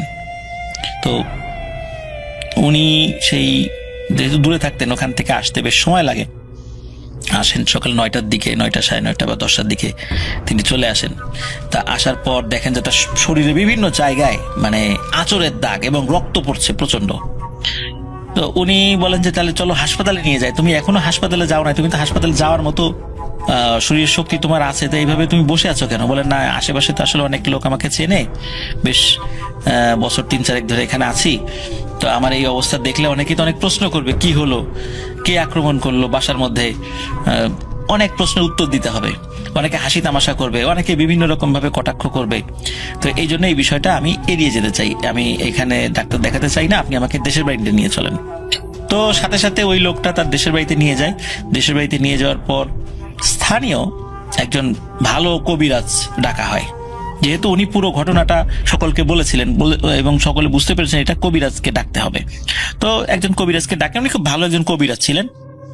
কবিরাজ আসেন, আসার পরে সব কথা শোনেন এবং ওনাকে কিছু ট্রিটমেন্ট দেন। উনিও ওনার যে সমস্ত ট্রিটমেন্টগুলো সেগুলো উনি করেন এবং বলেন যে তোমার যে ক্ষতিটা হয়েছে শারীরিক ক্ষতি, তো এটা তোমাকে ডাক্তার দেখাতে হবে, ডাক্তারি ট্রিটমেন্ট তোমাকে করাতে হবে। তো উনি বাড়িতে যাওয়ার পর প্রায় 10 দিন উনি জ্বরে আক্রান্ত ছিলেন আর শরীরটা অনেক দুর্বল হয়ে পড়েছিল। প্রায় মাস 3 উনি টানা চিকিৎসা নিয়েছিলেন বাড়িতে থেকে। আর ওই যে কবিরাজ তাকে নির্দিষ্ট কিছু কাজ শিখিয়ে দেন যে তুমি কন্টিনিউ এটা করতে থাকবে। আর ওই জিনিসটা কেনই বা তোমার পিছু নিয়েছে, কেনই বা তুমি দেখেছো, সম্ভবত সে হাঁটাহাঁটির একটা পর্যায়ে ওই অবয়বটা খেয়াল করেছে, তুমি তাকে দেখেছো, এই জন্য হয়তো বা সে তোমার উপর আক্রমণ করেছিল। কিন্তু সে যখন চলে যাচ্ছিল তোমার ওই মাথার চুল চেপে ধরার সাহসটা করা উচিত হয় নাই। তো ও তো আবার আসবে, যেহেতু বলে গেছে তোমাকে দেখে নেবে, সুতরাং তোমার তো সাবধানে থাকতে হবে। এই কথাগুলো তাকে বলেন এবং ওনাকে কিছু জিনিস শিখিয়ে দেন যে এই জিনিসগুলো তুমি সবসময় করে যাবা, কখনো এটা থামাবা না, নাহলে কিন্তু ওই জিনিসটা তোমার কাছে আবার আসবে। তো উনি সেই কাজগুলো করেন, কোনো সমস্যা হয় না। এরপরে আস্তে আস্তে উনি সুস্থ হয়ে যান। আবার উনি ঢাকাতে আসেন। আগের চাকরিটা তো ছিল না, আর ওনার এই রেস্টুরেন্টের যে কুক হিসাবে কিছু কোর্স করা ছিল, যার কারণে উনি একটি নামকরা হোটেলে সাধারণ একজন কুক হিসাবে নিয়োগ পান, মানে অ্যাসিস্ট্যান্ট কুক আর কি। তো সেখানে উনি ওনার কাজ শুরু করেন, নতুন কর্মজীবন শুরু করেন আর কি। তো এভাবে চলছিল প্রায় 3 থেকে 4 বছর এভাবে চলে আর কি। তো 2012 সালের দিকে একটি ঘটনা ঘটে। এই ঘটনা ঘটার পেছনে আরেকটা কারণ ছিল, সেটি হলো যে উনি কিন্তু প্রথম মাস, দ্বিতীয় মাস, তৃতীয় মাস ওই যে কবিরাজের শিখিয়ে দেওয়া বিভিন্ন কাজগুলো করেছেন, কন্টিনিউ করে যেতেন। কিন্তু আস্তে আস্তে যখন উনি সুস্থ হয়ে গেলেন, কোনো ভয়ের ঘটনা ঘটে না, রাতের বেলা আবার উনি বাসায় একা থাকতেন, কোনো ধরনের কোনো কিছু উনি দেখেন নাই। তো এইভাবে যখন 1 বছর, 2 বছর, 3 বছর পার হয়ে গেল, ওনার মধ্যে কিন্তু আস্তে আস্তে শিথিলতা চলে আসে। কবিরাজের শিখিয়ে দেওয়া ওই আমলগুলোর উপর ওনার শিথিলতা যখন চলে আসে, তখনই এই ঘটনাটি ঘটে। উনি 2012 কি 13 সালের দিকে উনি ওই গ্রামের বাড়িতে, ওনার যে গ্রামের বাড়ি সেখানে গিয়েছিলেন। তো গ্রামের বাড়িতে গেলে কি হয় সেটা হলো যে গ্রামে ওনার যে বন্ধু বান্ধব আছে তাদের সাথে আড্ডা হয়। তো এরকম সন্ধ্যার পরে বেশ খানিকক্ষণ আড্ডা দিয়ে, বিকাল থেকে আড্ডা দিচ্ছিলেন, তো সন্ধ্যার পরে আড্ডা দিয়ে উনি বাড়িতে ফিরছিলেন। তো ওনার বাড়িতে ফেরার সময় উনি একটি নির্জন রাস্তা মানে দিয়ে যাচ্ছিলেন আর কি।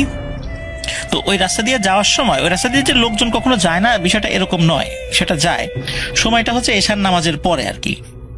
তো উনি যাচ্ছিলেন, দূর থেকে দেখছেন যে বেশ 6 ফুট আকৃতির সাদা জুব্বা পরা লম্বা কেউ একজন আসছে। তো উনি মনে করছেন ওনার গ্রামে একজন মুরব্বী আছে মুসলিম, তো সে তাকে খুব স্নেহ করে আর কি, মানে এই ভাইকে খুব স্নেহ করে। তো উনি চিন্তা করছেন ওই মুরব্বী আসছে, তো মুরব্বীর সাথে এতদিন পরে দেখা, চিন্তা করেন সালাম দিয়ে তার সাথে কুশল বিনিময় করব। তো উনি যত কাছে যাচ্ছেন তার চেহারাটা তত স্পষ্ট হচ্ছে।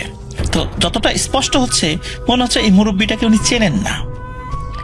আর একদম যখন কাছাকাছি বলতে কি ধরেন যে 4-5 হাত দূরত্বে, তখন এই অবয়বটির চেহারা উনি ভালো করে দেখতে পান। তখন দেখেন যে এই অবয়বটি সেই অবয়ব, যেই অবয়বটি লাল শাড়ি পরা অবস্থায় তাকে দেখেছিলেন আজ থেকে 3-4 বছর আগে মোহাম্মদপুরের ওই বাড়িতে।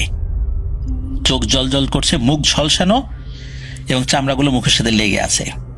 এবং তাকে দেখেই ফ্যাসফেসে কণ্ঠে ভয়ানক মানে বিশ্রীভাবে একটা হাসি দেয় এবং বলে ওঠে, কি তোকে বলছিলাম না তোরা আমি এমনি এমনি ছেড়ে দেব না, আজকে যাবি কোথায়, আজকে তো তোকে পাইছি। তো যখনই আসলে ওই ভয়ানক ভাবে হাসি দেয় এবং এই কথা বলে ওঠে, উনার আর কিছু মনে নাই, উনি ওইখানে সেন্সলেস হয়ে পড়েছেন। ওনার যখন জ্ঞান ফেরে, কতক্ষণ আসলে উনি অজ্ঞান ছিলেন তা উনি জানেন না। ওই ওনার জ্ঞান ফেরার পরে উনি দেখেন উনি ওনার বাড়িতে শুয়ে আছেন, তখনও কিন্তু রাত মানে ভোর হয়নি। তো বাড়ির লোকজনকে জিজ্ঞেস করেন কি হয়েছে, তখন বাড়ির লোকজন বলে যে তার দেরি দেখে তাকে বারবার ফোনে কল করা হচ্ছিল বাসা থেকে, কিন্তু উনি ফোনটা পিক করছিলেন না। একটা পর্যায়ে ফোন বন্ধ অবস্থায় পাওয়া যায়।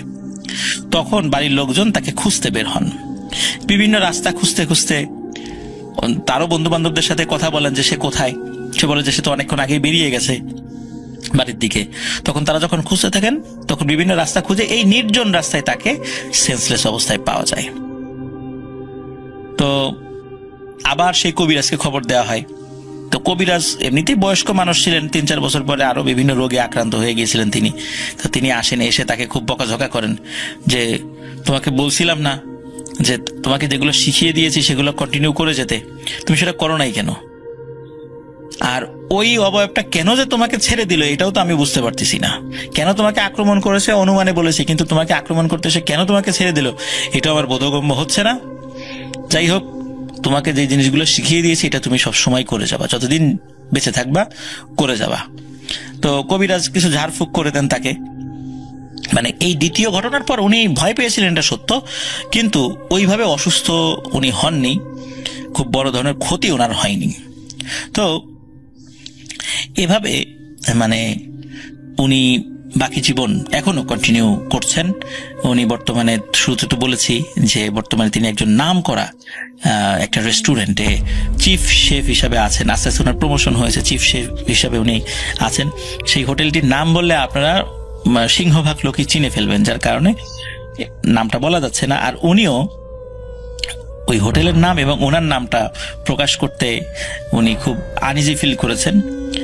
উনি যে একদম নিষেধ করেছেন বিষয়টা এরকম না, উনি বিনয়ের সাথে অনুরোধ করেছেন যেন এটা প্রকাশ না করা হয়। আর প্রকাশ করলেও খুব বেশি সমস্যা হবে তা না, কিন্তু যেহেতু উনি খুব একজন বিনয়ী এবং ভদ্র মানুষ, উনি বিনয়ের সাথে বিষয়টা আসলে উপস্থাপন করার কারণে, এই কারণে সৌমিত্ররা আমাকে বলেছিল যে ভাইয়া বিষয়টা আসলে আমরা ওনার নাম এবং হোটেলের নামটা প্রকাশ না করি, এই জন্য আমরা সেটা বললাম না। আমার কাছে সবচাইতে একটা বিষয় অন্যরকম লেগেছে, সেটা হচ্ছে যে ওই মহিলা আকৃতিতে উপস্থিত হয়েছে, পরবর্তীতে ওই জুব্বা পরা আকৃতিতে উপস্থিত হয়েছে। তার চুল কিন্তু খোলা ছিল, সেটা জুব্বা না, পুরুষদের জুব্বা না, ওইরকম সাদা কোনো এক ধরনের ড্রেস সে পরেছিল আর কি। তার কাছে হঠাৎ করে মনে হয়েছিল জুব্বা, দূর থেকে একজন মুরব্বী মানুষ মনে হয়েছিল আর কি তার কাছে। আর এই ধরনের ভয়ানক জিনিসগুলোর ক্ষেত্রে আমরা দেখি যে তাদের চেহারাটা খুব ঝলসানো, চামড়া কুচকে যাওয়া, মুখের সাথে লেগে থাকা, এই ধরনের চেহারা অনেকেই বিভিন্ন ঘটনার যখন বলেন বা আমাদেরকে বলেন যে এটা পড়ে শোনাতে বা বলতে আমরা কিন্তু এই ধরনের চেহারার বর্ণনা পাই। তার মানে আসলে এইভাবে রাতের বেলা যারা এই দুষ্টু প্রকৃতির জিনেরা ভয় দেখাতে আসে, এদের সিংহভাগ যারা তাদের চেহারা হয়তো বা এমনটাই, যেহেতু আমরা একাধিক ঘটনা থেকে এই ধরনের চেহারার বর্ণনা পাই।